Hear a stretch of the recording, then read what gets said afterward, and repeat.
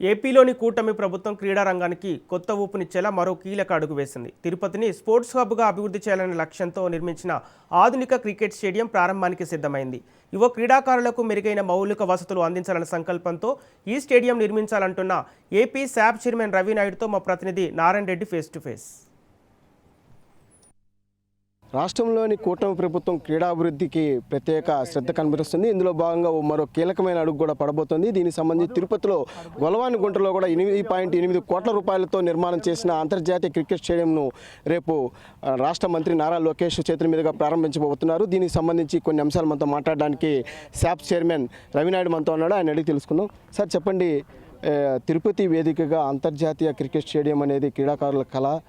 ఇది త్వరలో సాకారం అవబోతుంది. దీనికి సంబంధించి ప్రారంభోత్సవానికి సంబంధించి కూడా ఈ స్టేడియానికి సంబంధించిన విషయాలు ఇది అంతర్జాతీయ క్రీడా ప్రాంగణం కంటే జాతీయ క్రీడా ప్రాంగణం స్థాయిలో రెడీ చేసాం.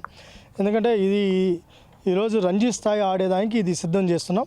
ఈరోజు 9.5 ఎకరాల్లో దీన్ని ఈరోజు మల్టీపర్పస్ యూజేజ్గా ఒక పక్క cricket academy plus kabaddi, kho kho, volleyball, archery ఈ గేమ్స్ అన్ని ఇక్కడ నిర్వహించేది, వాకింగ్ ట్రాక్ ఇవన్నీ కూడా ఏర్పాటు చేయడం జరిగింది. దాంతోపాటు పక్కనే ఉన్న చంద్రగిరి నియోజకవర్గంలో కూడా మల్టీపర్పస్ ఇండోర్ హాల్తో పాటు హాకీ ఎందుకంటే మొదటి నుంచి చంద్రగిరి హాకీ ఫేమస్, ఆ హాకీ అకాడమీని కూడా అక్కడ రన్ చేయాలనే ఉద్దేశంతో ఈ నిర్మాణానికి శ్రీకారం చుట్టాం. 15వ తారీఖున అంటే రేపు ఉదయం 9:30కి నారా లోకేష్ గారు దీన్ని ప్రారంభిస్తారు.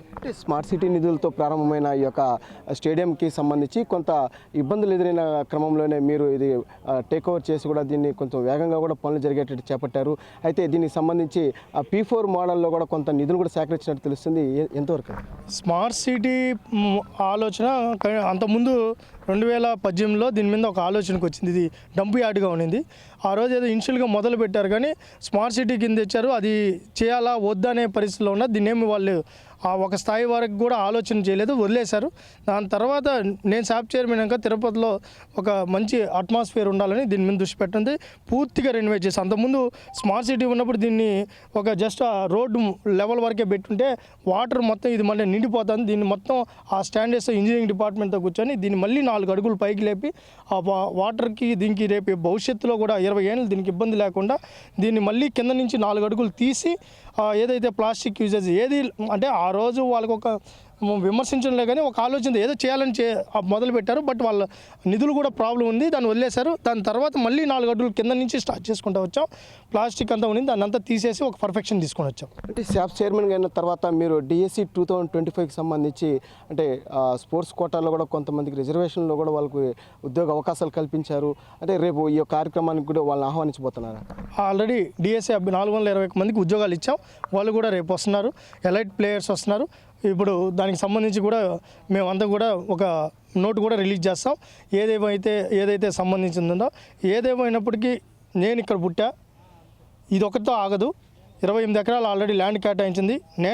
ఇంటర్నేషనల్ మీరు ఏదైతే ఫస్ట్ మాట చెప్పారో ఆ ఇంటర్నేషనల్ స్టాండర్డ్స్ని అక్కడ నిర్మాణం చేస్తాం. ఈరోజు ఇది రంజీ స్థాయిలో ఇది నిర్మాణం చేస్తున్నాం. మల్టీపర్పస్ తిరుపతిని క్రీడా హబ్గా మారుస్తాం.